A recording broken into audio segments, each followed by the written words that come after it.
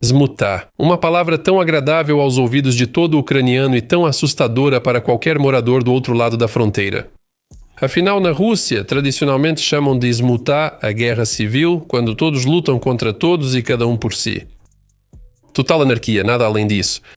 Se não contarmos a época da fragmentação feudal, então na história russa houve duas dessas smutas. Há 400 anos, quando o poder era tomado alternadamente pelos falsos Dmitris e outros canalhas. E há 100 anos, quando os bolcheviques tentaram acender a chama da Revolução Mundial. E em ambos os casos, esse incêndio quase destruiu a própria Rússia por completo. Por isso, hoje os ucranianos depositam esperança em uma terceira smuta, que se não destruir a Rússia, ao menos enfraqueça o poder central e impeça a continuação da guerra com a Ucrânia. E o mais importante é que existem motivos para isso e motivos bastante sólidos. Ainda mais porque dentro da querida Rússia realmente existe e cresce um grupo de pessoas que de fato, com suas declarações, provocam exatamente essa crise. E neste vídeo vamos analisar o que realmente é esse Partido da Discórdia. Quem faz parte dela e o que seus membros buscam alcançar. Vamos tentar descobrir quem está por trás desse grupo e quais são seus verdadeiros objetivos. Vamos abordar o tema do confronto das chamadas Torres do Kremlin e lembrar do nosso velho conhecido Girkin Strelkov. E por fim, vamos responder a uma pergunta simples. Esse tal Partido da Discórdia pode trazer algum benefício para a Ucrânia? Meu nome é Semyon, canal Mega Show TV. Vamos em frente e com alegria.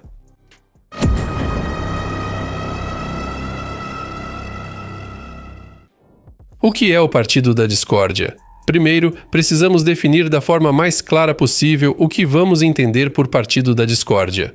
Esse é uma denominação bastante arbitrária para um grupo numeroso de diferentes blogueiros russos, ou na verdade até mesmo pseudo-blogueiros que atuam exclusivamente em canais do Telegram. E de fato, eles divulgam informações que contradizem a propaganda oficial do Kremlin, ou simplesmente são silenciadas pela censura. Primeiro, sobre os acontecimentos na frente russo-ucraniana. Porém, esses canais do Telegram não só relatam eventos militares, mas eles destacam deliberadamente todas as falhas possíveis no exército russo, o grande número de mortos e feridos, a corrupção e a decadência na retaguarda.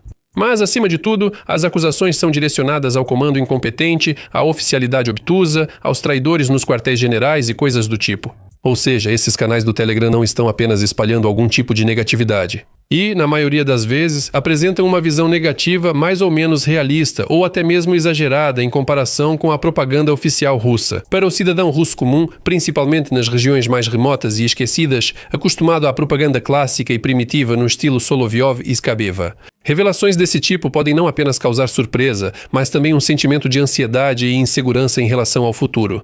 O principal é que isso gera desconfiança nas autoridades e na elite governante. Por isso, esses canais do Telegram foram chamados de Partido da Discórdia, pois eles objetivamente semeiam pânico dentro de uma sociedade que já está bastante pressionada. Mas se você pensa que o Partido da Discórdia são aqueles que se manifestam contra a guerra e ainda mais contra o regime de Putin, então você está profundamente enganado. Não são os chamados bons russos. Não são liberais convencionais como Mikhail Khodorkovsky, ou Ilya Yashin, ou Maxim Katz, que agora estão no exílio. E nem mesmo nacionalistas moderados como o falecido Alexei Navalny. Pelo contrário, o Partido da Discórdia defende justamente a continuação da guerra com a Ucrânia, até a vitória final. Pela tomada de Kiev, Lviv e pelo hasteamento da bandeira tricolor russa em Uzhgorod e Mukachevo. Desses canais do Telegram, constantemente vem apelos para parar de ser indulgente com os ucranianos, começar a lutar de forma realmente dura. O Partido da Discórdia defende, em geral, militarizar a economia, mobilização geral e restauração da pena de morte na Rússia, e muitas vezes até mesmo pela realização de um ataque com armas nucleares táticas contra a Ucrânia. Ou seja, o Partido da Discórdia é composto por forças radicais, ultradireitistas e até mesmo abertamente neonazistas. No entanto, suas atividades, de fato, desestabilizam a situação dentro da Rússia. Criam um pano de fundo para a desestabilização, para o surgimento de conflitos dentro dos círculos governantes e, em geral, para qualquer tipo de potencial agitação. Ao mesmo tempo, os próprios blogueiros se posicionam como verdadeiros patriotas da Rússia, a chamada Turma Z. E a parte mais apaixonada da sociedade russa, pronta a qualquer momento para morrer pela mãe Rússia e pelo pai czar. Só que o pai czar e o regime mafioso chequista criado por ele, eles na verdade nem respeitam tanto assim. E é justamente aí que está todo esse paradoxo, e até o absurdo da situação, porque qualquer outra pessoa na Rússia, mesmo com uma declaração menos dura contra as autoridades, já teria sido preso há 5 ou 7 anos pelo artigo sobre fake news do exército. Também podem facilmente acusá-lo de incitação ao extremismo ou de incitar o ódio interétnico, afinal, na Rússia continua valendo o velho princípio da Lubyanka. Se houver uma pessoa, sempre se encontra um artigo. Mas não. O Partido da Desordem continua florescendo e prosperando livremente, e ao mesmo tempo gera vários sentimentos de pânico. Além disso, desacredita o exército, no qual eles mesmos desejam de todas as formas a vitória sobre os malditos ucranianos. É exatamente esse paradoxo anticientífico que vamos tentar analisar hoje. Como tudo começou? Para entender melhor, é necessário voltar 4 anos atrás. Precisamos compreender como, quando e, principalmente, em quais circunstâncias tudo aconteceu. No horizonte surgiu o famigerado Partido dos Patriotas Z, como eles mesmos se chamam. Antes de tudo, é preciso lembrar disso. A desconfiança de parte significativa da sociedade russa com a propaganda do Kremlin surgiu nas primeiras semanas da invasão à Ucrânia. Qualquer pessoa minimamente pensante começava a entender que a operação militar especial não estava indo exatamente conforme o planejado e que os objetivos estabelecidos ainda estavam muito distantes. Já naquela primavera de 2022, surgiu uma forte crítica às ações oficiais do regime de Putin, especialmente ao comando do exército, liderado pelo então ministro da Defesa, Shoigu, e ao chefe do Estado-Maior, Gerasimov. Um dos primeiros a iniciar essa onda foi nosso velho conhecido, Girkin Strelkov, que começou a falar abertamente sobre a subestimação catastrófica do potencial da Ucrânia, sobre as derrotas do exército russo perto de Kiev e sobre a necessidade de mobilização na Rússia. No entanto, vamos falar sobre esse personagem um pouco mais tarde. Os blogueiros Z se manifestaram como grupo pela primeira vez em setembro de 2022 durante a conhecida contraofensiva de Kharkiv das Forças Armadas da Ucrânia, quando as tropas ucranianas romperam a linha de frente perto de Balakleia e iniciaram a rápida libertação da região de Kharkiv e do norte de Donbass. Putin e seu círculo próximo escondiam do povo enganado a verdadeira situação na linha de frente. Foi exatamente nessa época que surgiram à luz do dia os canais do Telegram, onde os administradores, que se autodenominavam voenkori, ou seja, correspondentes de guerra, divulgaram informações sobre a derrota do exército russo, fuga em massa e impotência do alto comando. Até a liderança política foi criticada na época. Correspondentes de guerra criticavam funcionários da capital por continuarem celebrando os 875 anos de Moscou como se nada tivesse acontecido. Enquanto inauguravam a maior roda gigante da Europa, a linha de frente vivia colapso e desordem. Assim, o Partido da Discórdia surgiu pela primeira vez. Naquela época, muitos russos se perguntavam de onde esses blogueiros conseguiam tantas informações confidenciais e até secretas sobre a linha de frente. E por que ninguém fecha essa operação? Mas a comunidade Z começou a fortalecer cada vez mais suas posições. E o principal é que começou a se agrupar em torno de outro personagem um pouco esquecido, Yevgeny Prigozhin. Sobre Prigozhin e sua rebelião mal planejada, com certeza vou fazer um vídeo separado. Mas agora é importante dizer outra coisa. Inicialmente, toda essa turma Z exaltava os wagneristas de todas as formas, fazia deles verdadeiros heróis. Mas ao mesmo tempo criticava impiedosamente Shoigu, Gerasimov e outros generais, e também o sistema de comando lento como um todo, a logística ruim do exército, a falta de tudo o que era necessário nos locais. E claro, o roubo generalizado, que era o cartão de visita do exército russo pelo menos desde a Primeira Guerra da Chechênia, se não antes. Na primavera de 2023, toda essa rede de canais do Telegram já não apenas promovia Prigozhin e o grupo Wagner como verdadeiros heróis da Rússia, mas de fato travava uma verdadeira guerra de informação contra o comando russo. O famoso meme daquela época, Shoigu, Gerasimov, porra, cadê as munições? Foi criado justamente por esses blogueiros Z. O Partido da Desordem fazia jus ao apelido. Assim, passos muito intensos estavam preparando o terreno para um verdadeiro motim militar. Como tudo terminou, vocês sabem tão bem quanto eu. Após o motim de Prigozhin ser reprimido e ele morrer em seu avião, os correspondentes militares silenciaram por um tempo. Parecia que a Simtuta havia sido eliminada logo no início. Mas logo veio uma nova celebração para os canais Z, e ela estava ligada à bem-sucedida Operação de Kursk das Forças Armadas da Ucrânia em agosto de 2024. Enquanto a propaganda oficial dizia que a invasão da Ucrânia ao território russo era apenas prova do desespero do regime de Kiev e não tinha importância alguma. Já o Partido da Desordem imediatamente começou a espalhar pânico, ao mesmo tempo acusando o comando de lentidão e falta de visão, de incapacidade de prever esse desdobramento dos acontecimentos e de não ter reforçado a fronteira com antecedência. Mesmo após ser transferido para secretário do Conselho de Segurança, Shoigu foi criticado, mas a maioria das críticas recaiu sobre Gerasimov. Gerasimov, porém, manteve o cargo. O próximo surto de atividade dos agitadores foi em novembro de 2025, quando as tropas ucranianas conseguiram, com um golpe repentino e preciso, libertar a cidade de Kupiansk, na região de Kharkiv, que havia sido praticamente tomada pelo inimigo. Naquele tempo, blogueiros Z e correspondentes militares culparam juntos os comandantes pela situação, que não fizeram relatórios condizentes com a realidade sobre a situação militar, enganaram a chefia superior. Por causa disso, as reservas necessárias foram retiradas de Kupiansk. Assim, as Forças Armadas da Ucrânia aproveitaram e iniciaram um contra-ataque no setor, surpreendendo a todos. Aliás, os canais federais e a mídia oficial russa não disseram absolutamente nada sobre a perda de Kupiansk, ou seja, está se formando uma tendência clara e bastante óbvia. Quando a situação esquenta na linha de frente, o Partido da Desordem logo se destaca, que, baseando-se em fatos objetivos concretos, exige a substituição do alto comando militar, e, em primeiro lugar, é claro, Valery Gerasimov. Depois, com a consciência tranquila, voltar a liderar uma grande campanha de libertação até Kiev, Odessa e Lviv. Se preciso, até com armas nucleares. Então, por que se preocupar com detalhes? O que temos até o momento? Então, no momento, existe na Rússia, e de forma totalmente impune, um certo grupo político, ou mais provavelmente, um grupo político-militar, presente em dezenas de canais no Telegram.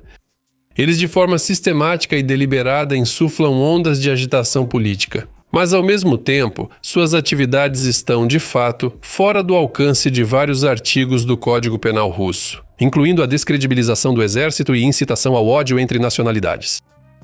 Ao mesmo tempo, os canais Z, com raríssimas exceções, não se permitem ataques diretos a Putin.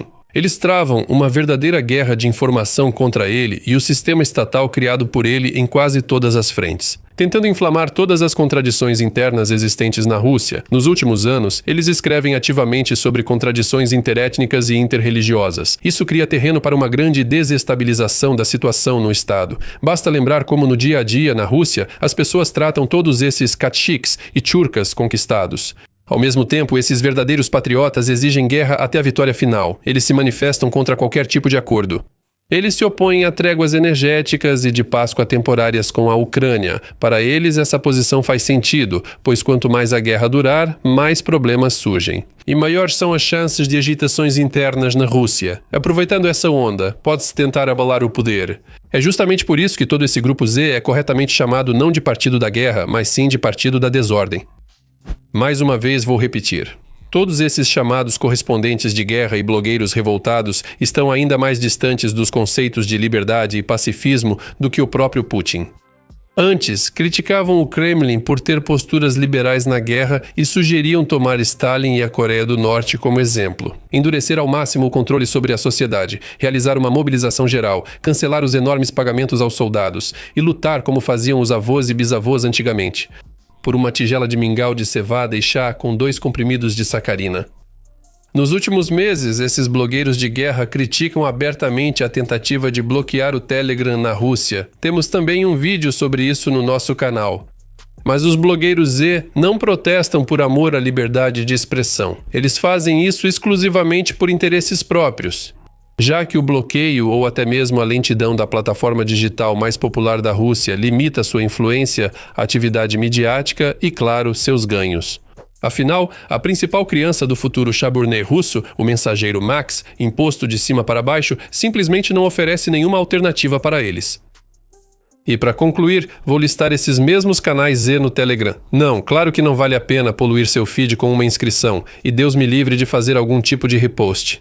Muitos deles não podem ser abertos na Ucrânia sem VPN.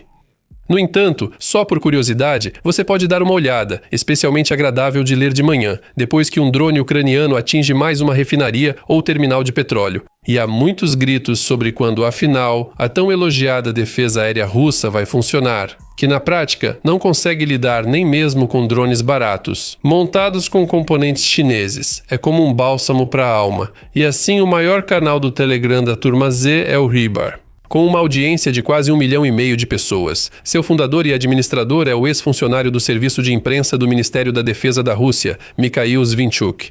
Esse grupo é um dos mais antigos e por muito tempo foi financiado por Prigozhin. Agora se posiciona como uma plataforma analítica séria, onde problemas sistêmicos do exército são destacados regularmente: má logística, burocracia excessiva, ataques locais, a incompetência de alguns generais e do próprio chefe do Estado-Maior, Gerasimov. O canal Operação Zeta ocupa um nicho semelhante, correspondentes militares da Primavera Russa, que também criticam regularmente o comando russo por sua estupidez e falta de compreensão das características da guerra moderna, chamam a atenção para os fracassos na linha de frente, exigem mudanças radicais na estrutura de comando do exército, enquanto a análise se mistura a uma propaganda forte, porém não nazista, ao estilo do antigo Wagner.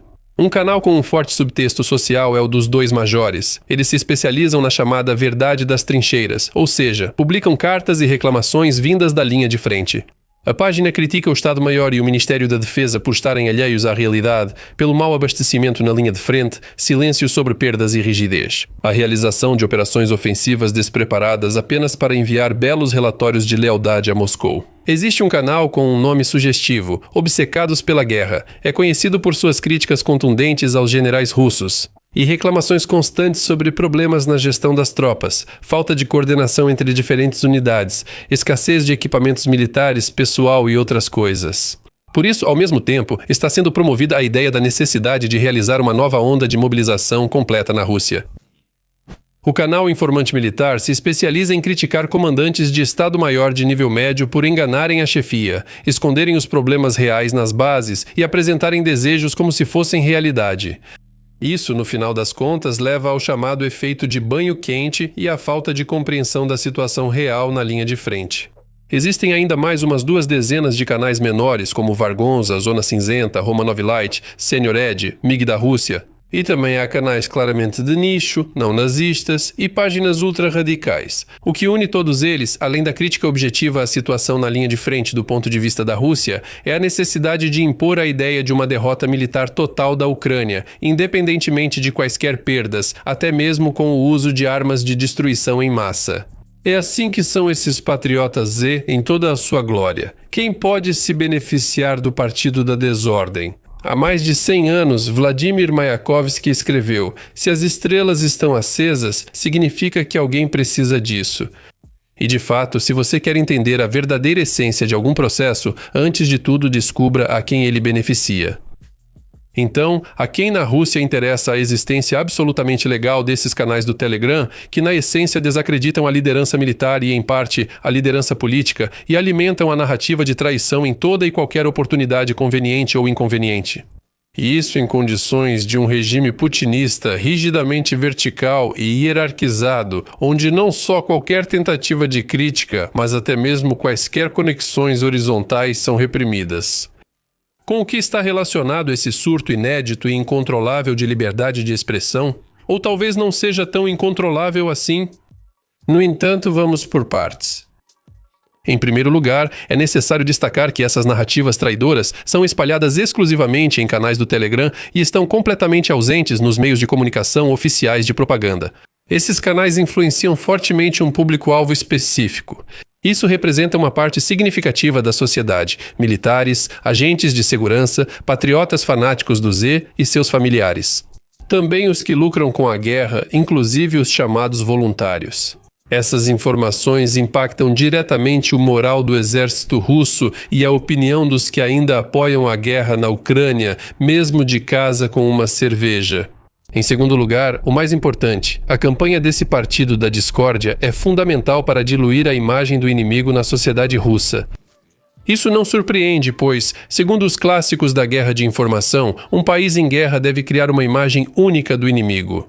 Ou seja, quando um míssil atinge uma casa, a culpa é do inimigo e não do sistema de defesa aérea que deixou esse míssil passar. Talvez o míssil tenha sido abatido, mas os destroços atingiram um prédio residencial e mataram civis.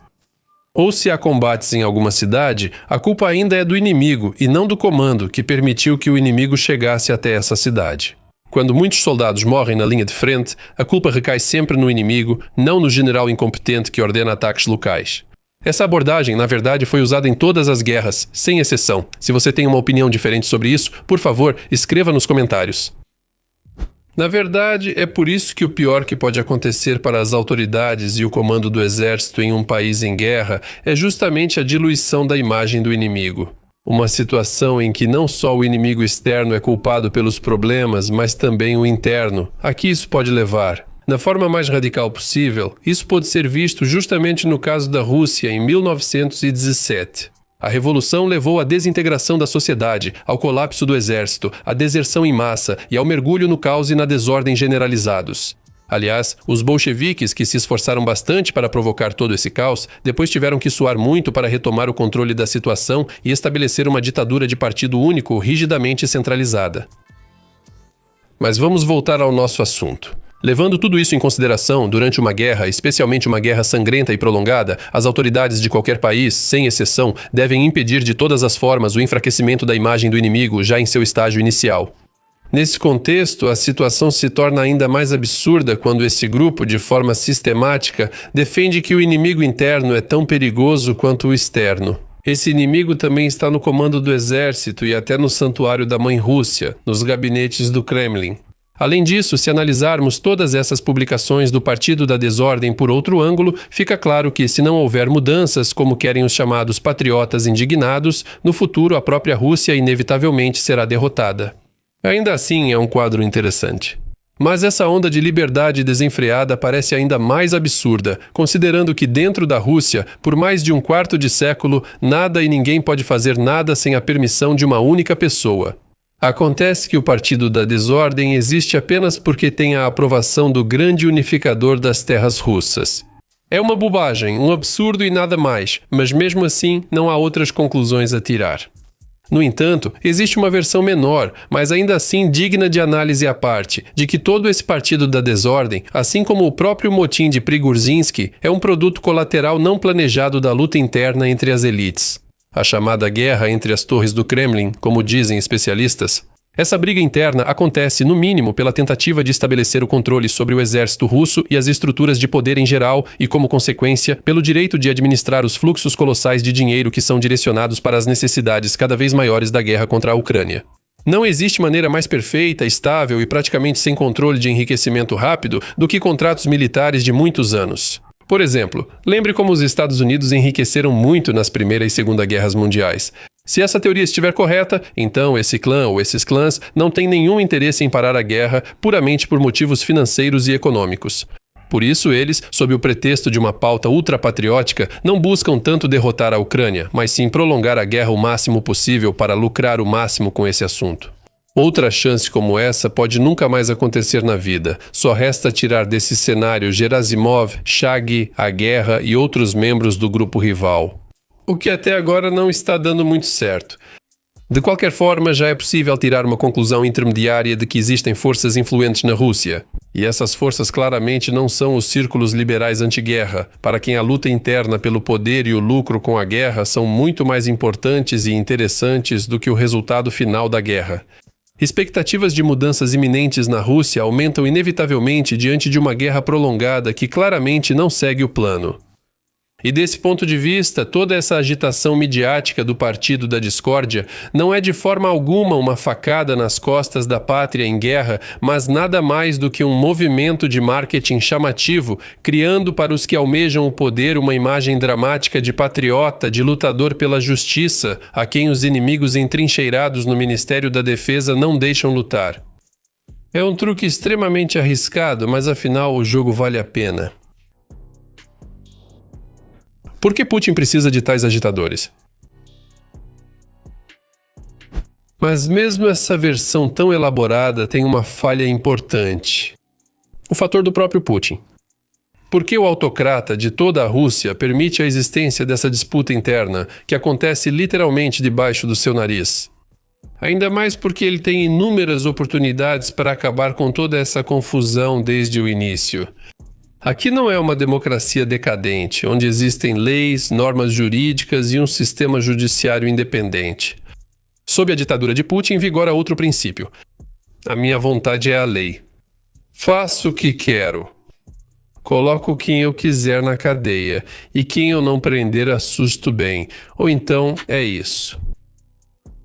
No fim, a atividade do Partido da Discórdia é útil a Putin, independentemente de quem o liderasse. Mas afinal, para quê? E a primeira coisa que vem à mente é que isso serve como um pretexto formal para não encerrar a guerra, para não permitir a suspensão das ações militares, ações na linha de frente seguidas pelo congelamento do conflito. Afinal, nesse caso, toda essa comunidade Z pode ser usada como uma cobertura oficial para justificar a necessidade de continuar a guerra. Dizem que os círculos patrióticos simplesmente não entenderiam se o presidente de repente pisasse no freio e parasse o exército russo que está indo para a batalha. Para ficar mais claro, vamos simular uma situação. Vamos explicar isso de forma bem simples. Vamos imaginar uma pequena cena. Entra no bunker um funcionário de alto escalão com tendências liberais, ou alguém próximo de Putin que entende o perigo de manter a guerra. Dmitry Kozak, por exemplo, já está em desgraça e aposentado há tempos. Ele chega e diz: Vladimir Vladimirovich, é hora de parar a operação militar especial. O dinheiro está acabando, temo que não vamos aguentar. E o Putin sempre pode responder: como é que eu posso parar? A galera não vai entender. Olha só o que os patriotas Z estão escrevendo. Temos que continuar lutando até a vitória final. Caso contrário, alguém pode se revoltar? Vai fazer pior que o Prigozhin. A gente precisa disso? Então é melhor continuar a guerra. Dinheiro para a guerra a gente arruma. O povo vai passar um pouco de fome. E daí? Quem é que vive bem na Rússia? Então, Putin sempre pode usar o fator da existência desse tipo de partido da desordem como argumento para a necessidade de continuar a guerra. Só para evitar abalos internos na política. E embora seja uma manipulação bastante primitiva, para o cidadão comum pode funcionar perfeitamente. Afinal, como mostra a história de séculos da Rússia, a desordem interna pode ser muito mais perigosa do que um inimigo externo. E sob o pretexto da guerra em andamento, dá para apertar ainda mais os parafusos. Por que parar por aí? A segunda razão pela qual a atividade do Partido da Desordem pode beneficiar o anão do Kremlin é, claro, o trabalho para o público externo, em primeiro lugar, para as elites ocidentais. Putin pode muito bem jogar essa carta, tipo, vejam só, senhores democratas, que pessoas horríveis existem no meu país. Nazistas completamente malucos querendo jogar uma bomba atômica em Kiev ou Lviv e podem até atacar a Europa. Então eu, Czar Vladimir Tavrichesky, sou a melhor opção para todos. Ao contrário dos patriotas Z, eu sou totalmente sensato, previsível, racional até o osso. Comigo dá para negociar. E se eu sumir, quem segura essa matilha de cães raivosos? Deus me livre deles tomarem o poder, o que vai acontecer? Hiroshima 2.0. Então, meus caros senhores, vamos cancelar as sanções e negociar. E esqueçam a Ucrânia, nós dois resolvemos isso. Essa é uma questão eslava nossa, o Ocidente não entende. Também é bastante primitivo, no entanto, como mostra a prática, o princípio de escolher o menor dos males muitas vezes é dominante na hora de tomar decisões estratégicas. Principalmente no Ocidente, especialmente nos Estados Unidos, há receio de desestabilização interna na Rússia, especialmente da chegada ao poder de forças mais radicais, para que o potencial nuclear não caia nas mãos de fanáticos ainda mais perigosos do que o ex-tenente-coronel da KGB. Aliás, o passado de Putin na KGB também pode explicar o terceiro motivo pelo qual ele não fecha toda essa patota pró-Z-tagarela. Para usá-la como um ariete contra os generais do exército e enfraquecer sua influência antecipadamente. Vou explicar de forma mais clara. Qualquer guerra, mesmo que seja perdida, objetivamente aumenta o prestígio e a influência dos militares entre amplos setores da sociedade. Por exemplo, apesar da derrota na Primeira Guerra Mundial, o Marechal de Campo Hindenburg foi eleito presidente da Alemanha e permaneceu em seu cargo até a morte. E a Hungria, que também está entre os derrotados da Primeira Guerra Mundial, foi governada de forma absoluta por 24 anos pelo ditador vice-almirante Miklos Horthy. Mas o fato é que, desde os tempos de Stalin, o generalato da polícia secreta sempre competiu por poder e influência com o generalato do exército, NKVD contra o Exército Vermelho, clássico do gênero. É sempre vantajoso para o ditador que seus subordinados briguem na medida certa, para que ele mesmo sempre fique acima da disputa e não permita que algum grupo concentre poder demais em suas mãos. Do contrário, um golpe pode ocorrer a qualquer momento. Por isso, como oficial de carreira da KGB, Putin teme instintivamente a crescente influência dos generais durante uma guerra prolongada. E por isso é do interesse dele agir preventivamente, desacreditar e enfraquecer o comando do exército, mas com moderação, para que depois eles não fiquem muito convencidos e saibam o seu lugar. Além disso, como já mencionei, a luta interna entre as elites até certo ponto fortalece o regime em vez de enfraquecê-lo. O principal aqui é não exagerar e não ultrapassar os limites, caso contrário o sistema pode sair do controle e começar uma verdadeira confusão. E não será só uma confusão virtual, mas algo real. Assim, as críticas no Telegram a Shoigu, Gerasimov e sucessores são muito convenientes para o Kremlin usarem possíveis rotações, expurgos e até repressões no exército. Ainda mais porque toda essa Irmandade Z critica os generais do exército, mas praticamente não escreve nada sobre a liderança do FSB, sobre os camaradas do Putin, Patrushev e Bortnikov. Eles são igualmente ou mais culpados pelo fracasso do Blitzkrieg de Putin, pois por anos forneceram informações falsas ao Estado-Maior, usadas nos planos de invasão da Ucrânia. Também gravei um vídeo separado sobre esse fenômeno no canal. O Kremlin pode usar informações sobre problemas de abastecimento, comando e corrupção no fronte e na retaguarda, divulgadas em grupos públicos, para disputas internas e enganar o público com histórias sobre o bom czar e os maus boiardos. Ivanushka acredita em qualquer coisa dos boiardos. E o simples Ivanushka engole tudo, até pior. Outras razões menos importantes incluem o uso do Partido da Desordem como uma espécie de válvula para liberar periodicamente a pressão e canalizar o descontentamento. Putin entende perfeitamente que uma guerra prolongada inevitavelmente causa um descontentamento profundo na sociedade russa e que é preciso direcioná-lo para um caminho relativamente seguro para o poder. É preferível escrever no Telegram do que ir à Tverskaya ou à Praça Vermelha. Como diz a sabedoria oriental, se você não pode parar, lidere. Lidere e tire proveito disso para si mesmo. Enquanto o problema está sob controle, ele não é tão perigoso assim. Além disso, o Partido da Desordem é, afinal, propaganda e controle sobre é preciso agir e não agir, e não agir. Afinal, eles, de um jeito ou de outro, acabam formando o discurso patriótico correto para o regime. A Ucrânia é o inimigo mortal. Devemos manter a guerra, intensificar a pressão e eliminar traidores e ladrões entre nós. Essa abordagem complementa significativamente a propaganda oficial, tornando-a mais viva e convincente para o público-alvo russo. É paradoxal, mas os canais que criticam o comando aumentam a confiança do público no regime como um todo. Quando a turma Z escreve sobre os problemas, isso parece mais plausível e oficialmente tudo está indo conforme o planejado, tornando esses agitadores mais convincentes como propagandistas do que a mídia tradicional. E novamente, o Kremlin caiu na armadilha da ideologia que ele mesmo construiu. Nos últimos 4 anos, autoridades basearam a ideologia estatal no ultrapatriotismo e apoio à guerra. Assim, prender liberais ou opositores da guerra por divulgar fake news sobre o exército tornou-se fácil e compreensível para o sistema. Porém, prender alguém que exige luta mais dura e eficiente é ideologicamente difícil. No futuro, isso pode desmoralizar a linha de frente e gerar acusações de que o governo os traiu pelos próprios combatentes de assalto. Dessa forma, a atividade do Partido da Desordem é em grande parte benéfica para Putin como um instrumento complexo, mas bastante funcional de gestão, pressão e mobilização. Mas apenas enquanto ela permanecer dentro dos limites. Essa é uma tática clássica dos regimes autoritários. Permitir críticas moderadas vindas de baixo sobre questões táticas, para manter o controle estratégico da situação e preservar o núcleo do regime governante intacto. O que querem os agitadores? Embora o Partido da Desordem beneficie parcialmente Putin, isso não significa que seus objetivos coincidam totalmente com os de quem está por trás dos agitadores.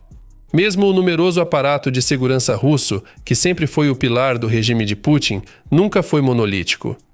Há décadas, FSB contra o Exército, a Guarda Nacional contra o Ministério do Interior e o Comitê de Investigação contra a Procuradoria-Geral. E entre os civis, funcionários e estruturas empresariais, as intrigas são muito maiores. Do outro lado da fronteira acontece a mesma briga de foice no escuro. Ou a luta de canalhas contra patifes. É difícil determinar o verdadeiro objetivo daqueles que comandam o Partido da Desordem.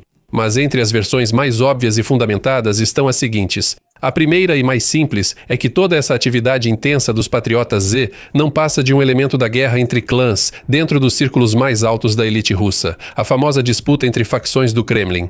Esses blogueiros e correspondentes de guerra são usados por grupos políticos para atacar rivais e pressionar por mudanças de pessoal. Ao que tudo indica, eles querem expulsar completamente da vertical do poder o tão odiado Shoigu e, claro, Gerasimov, que apesar de todos esses jogos de poder do Kremlin, já mantém o cargo de chefe do Estado-Maior há 14 anos. Sobre quem colocar no lugar deles, isso ainda é uma grande dúvida. No começo da guerra, o nome do general Surovikin era frequente nas redes, já que por um tempo liderou todas as tropas de ocupação na Ucrânia. Mas depois da repressão ao motim de Prigozhin, com quem ele tinha certa ligação, foi removido de todos os cargos e enviado para a Argélia para comandar os especialistas militares russos. Nos últimos 2 anos, canais do Telegram têm construído a imagem de comandante de sucesso para o general Teplinsky, que luta no Donbass. Na verdade, pelo ritmo dos subordinados perto de Kramatorsk e Slaviansk, ele não conseguirá um cargo alto nem querendo.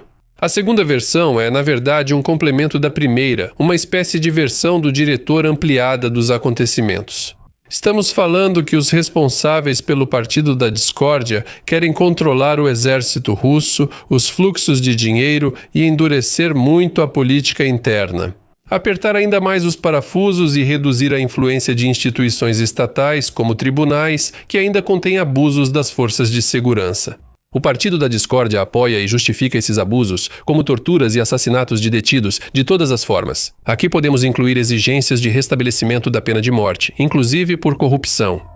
Quanto à esfera militar, tudo segue igual: mobilização geral para todos, da juventude aos mais velhos, e conversão total da economia russa para fins militares, incluindo sacrifícios da população e do setor civil. E, claro, o uso de armas nucleares, incluindo ataques preventivos contra a Europa, que atualmente é a principal base de apoio para a Ucrânia.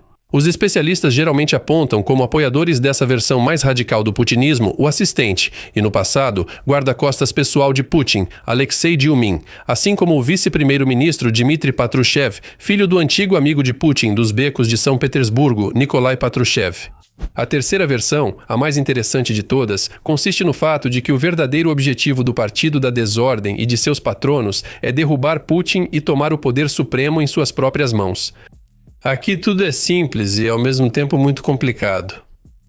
Naturalmente, quando o czarinho governa de forma absoluta há quase 30 anos e não pretende sair, os líderes de escalão inferior inevitavelmente sentem tanto cansaço do ditador que com a idade se torna cada vez mais caprichoso e imprevisível quanto o desejo de eles mesmos comandarem o país.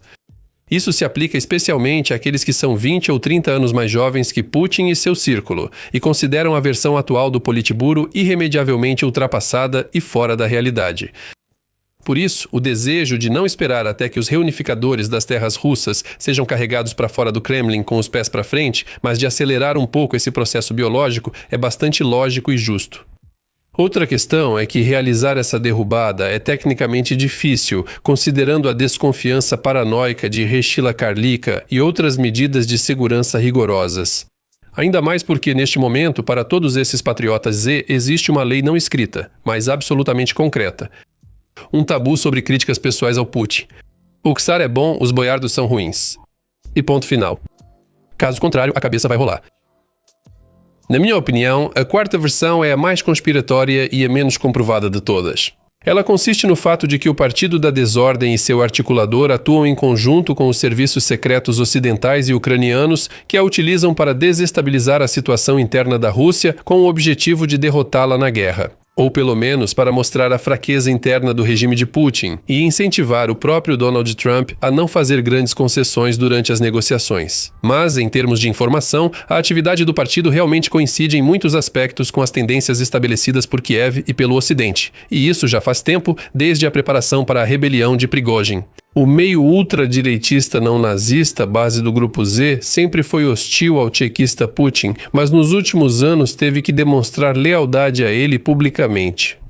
No entanto, repito, não há nenhuma prova real dessa teoria, embora seja possível afirmar com certeza que no círculo do czar certamente há um espião, e talvez mais de um. Caso contrário, as inteligências americana e britânica não teriam descoberto os planos de ataque à Ucrânia ainda no outono de 2021, sendo que a esmagadora maioria da elite russa não sabia disso. O caso Girkin. E claro, eu não poderia deixar de dedicar pelo menos um pouco de atenção ao mais famoso, especialmente na Ucrânia, amante da traição Igor Girkin Strelkov. O papel fundamental dele e seu lugar no início da guerra em grande escala no Donbass em 2014 eu já analisei em um vídeo separado, mas hoje vou falar de outra coisa. Praticamente desde as primeiras semanas da invasão em grande escala na Ucrânia, a partir de março de 2022, ele começou uma crítica pública e implacável ao comando russo. Aliás, praticamente todos os argumentos dele eram absolutamente objetivos e foram confirmados com o passar do tempo. Mas ao mesmo tempo, Girkin não defendia o fim da guerra com a Ucrânia. Pelo contrário, ele era a favor de seu endurecimento. Ele foi um dos primeiros na Rússia a começar a pedir publicamente a mobilização, ou seja, ele parecia um típico representante desse chamado Partido da Discórdia. Mas por que então ele foi condenado a 4 anos por extremismo? Será que ele representava um perigo real para o regime? A resposta para isso é bem simples. Girkin se permitia demais. Além disso, o destino dele mostrou claramente onde exatamente está aquela linha vermelha, depois da qual o sistema para de equilibrar e começa a destruir. Na verdade, ele não foi preso pela crítica à condução da guerra em si, mas por ter violado o direito fundamental de sobrevivência no sistema político russo atual. Ele passou de criticar os generais para criticar pessoalmente o Putin, e isso já é uma diferença fundamental. Afinal, ao chamar o autocrata eleito pela letra B de insignificante, covarde, incompetente e verme, ele quebrou um tabu não escrito e pagou por isso. Além disso, o Girkin, que era independente demais, foi ainda mais longe e tentou entrar de fato na política. Na primavera de 2023, ele fundou o Clube dos Patriotas Revoltados. E isso já é uma tentativa de transformar a massa amorfa de ultrapatriotas descontentes em um movimento político real, com sua própria estrutura, filiais nas regiões e um programa político. Às vésperas das eleições presidenciais de 2024, o surgimento de uma força incontrolável e extremamente radical, capaz de atrair para si uma parte significativa do eleitorado manipulado, parecia extremamente perigoso para o Kremlin. Em uma palavra, a prisão de Girkin é um evento-chave para todo o Partido da Desordem e muito revelador. O Kremlin já deixou claro, sem rodeios, que a crítica à tática militar e aos erros do comando são mais ou menos permitidas. Mas atentar contra a sacralidade e a legitimidade do governante supremo é um tabu absoluto. O sistema vê esses ataques como ameaça direta à estabilidade do Estado. Na essência, tanto Girkin quanto Prigozhin, embora fossem inimigos pessoais do regime de Putin, representavam o mesmo perigo, um ultrapatriotismo armado e incontrolável. E eles foram eliminados, cada um à sua maneira. E qual é o nosso interesse? Claro, todos estão interessados na resposta para a pergunta principal. Existe algum benefício para a Ucrânia no fato de que existe esse tipo de partido da desordem na Rússia? E se existe, em que consiste? À primeira vista, a pergunta é retórica. Em primeiro lugar, de que adianta se ela é manipulada e controlada? Muitos desses correspondentes de guerra e blogueiros Z certamente têm patentes de oficiais do FSB. Em segundo lugar, se esses patriotas irritados ou quem os apoia chegarem ao poder, certamente não encerrarão a guerra. De todo ponto de vista, político ou econômico, eles precisam que ela continue. Quanto mais durar, melhor para eles. No entanto, se analisarmos melhor, há sim algum benefício, embora ele não seja absoluto e venha com várias ressalvas importantes. Antes de tudo, os canais Z divulgam informações que, por si só, são uma fonte valiosíssima e absolutamente gratuita para os serviços de inteligência ucranianos e ocidentais. Mesmo levando em conta que essas informações são filtradas, analistas experientes ainda conseguem extrair o cerne da verdade ao estudar dados sobre perdas, problemas de abastecimento, incompetência de comandantes específicos e pontos fracos na defesa. No mínimo, identificar rotas logísticas e locais de armazenamento de suprimentos, munições e equipamentos. Nenhuma fonte oficial russa forneceria esse tipo de informação. Em segundo lugar, há, é claro, os efeitos propagandísticos e psicológicos. Todas essas reclamações e críticas são ativamente citadas e compartilhadas pela mídia ucraniana. E isso, por sua vez, é uma ferramenta poderosa para desmoralizar a sociedade russa e elevar o moral na Ucrânia. Reflitam, até os ultranacionalistas dizem que Gerasimov mente para Putin, que as perdas na linha de frente são enormes e comandantes incompetentes enviam soldados à morte certa. Tudo isso funciona para o público russo de forma incomparavelmente mais eficaz do que qualquer informação da mídia ucraniana ou ocidental. Nessa situação, a Ucrânia não precisa fazer nada, apenas não atrapalhar. Com o tempo, essa situação faz com que pelo menos parte dos russos comece a duvidar da capacidade da liderança da Federação Russa de levar a guerra até uma vitória final. E há ainda a razão principal, vinda da anterior, o aumento da desestabilização interna na Rússia, podendo se tornar uma convulsão. Esses canais do Telegram objetivamente criam e intensificam a sensação de uma crise iminente, fracasso e traição, mesmo entre as massas populares já doutrinadas. Isso inevitavelmente mina a confiança na vitória, semeia desconfiança em relação a Putin e ao sistema e provoca novos conflitos internos entre a elite. Mesmo que eles não levem a uma explosão social completa ou a uma revolução, ainda assim desviam recursos do Kremlin para a necessidade de um controle interno mais rigoroso. A crítica constante ao comando militar obriga o czar a reagir com rotações e expurgos, desviando a atenção da linha de frente e às vezes causando erros ou enfraquecendo o comando das tropas. Para a Ucrânia, um período de tal turbulência é uma janela de oportunidade tática. Por sua vez, sob constante medo de demissão ou prisão, os generais russos em campo começam a agir de forma ineficaz. Muitas vezes eles têm medo de tomar iniciativa, escondem problemas do Estado-Maior e, para piorar, algum blogueiro Z pode descobrir tudo e criar um escândalo. Ou, ao contrário, dão ordens impensadas, o que pode levar a perdas desnecessárias de pessoal e equipamentos. Então, um exército onde os comandantes têm mais medo da exposição pública por parte dos canais do Telegram do que do inimigo é um exército com problemas de gestão muito sérios. Em geral, pode-se dizer com confiança que o Partido da Desordem é apenas um aliado situacional, um companheiro de viagem para a Ucrânia. Assim como Nestor Makhno para os bolcheviques ou Stalin para Roosevelt e Churchill na Segunda Guerra Mundial. Portanto, há realmente um benefício imediato para a Ucrânia desses chamados correspondentes militares, mas ele é predominantemente informativo, psicológico e desestabilizador.